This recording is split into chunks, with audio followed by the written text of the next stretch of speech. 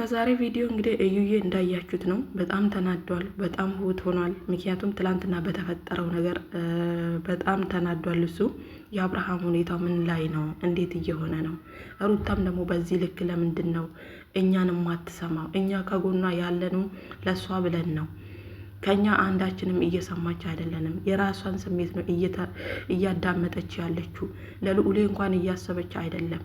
እኛ በጣም በብዙ ጭንቀት ተይዘን ነው ያለነው። ምን ይገጥማት ይሆን? ልጁስ ደግሞ እንዴት ይሆን እያለ በጣም እየተጨነቅን ነው። የአብርሃም ቤተሰብ ከሆነ አይደለም ለልዑል ለአብርሃም እየተጨነቁ አይደለም። የሚያስጨንቃቸው አንድና አንድ ግለሰብ ብቻ ነው። የታወቀ ነው። ለሄርሜላ ነው የሚጨነቁት እንጂ የአብርሃም ጤንነት ራሱ እኮ አላስጨነቃቸውም እነሱ ማለት ነው። ስለዚህ ሩታም ደግሞ እነሱን ነው እየተከተለች ያለችው።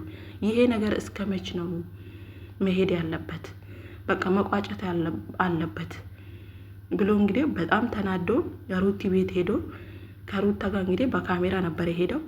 ያለ ማግባባት ሲፈጠር ነው ከቤት ተናዶ ወጥቶ እንባ ነው የቀረው። በቃ ሲያወራ እንባ ነው የቀረው እውነት ለመናገርና ምን አለበት ሩታ ይህን ህይወት በቃኝ አልፈልገውም ብላ እርግፍ አድርጋ ብትተው ማለት ምንስ ብታደረግ ነው የምትረሳው ይህን ሰውዬ ማለት ነው። ጋይስ እኔ ግራ የገባኝ ነገር እንዴ በቃ የፉክክር በር ሳይዘጋ እኮ ነው የሚያድረው።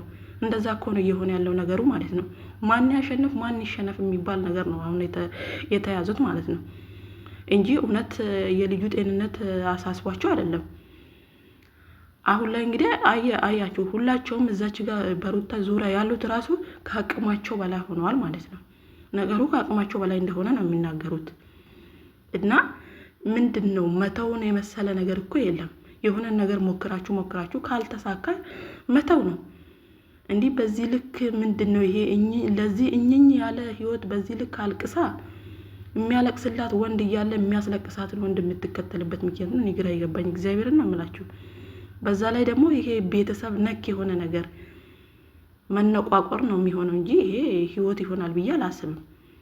ስለዚህ እዛ ጋር እነሱ የሷን በቃ እንዴት አድርገን ነው እሷን በእንደዚህ አይነት መንገድ ከኛ ህይወት የምናስወጣበት ብለው ነው እንጂ ያዙት።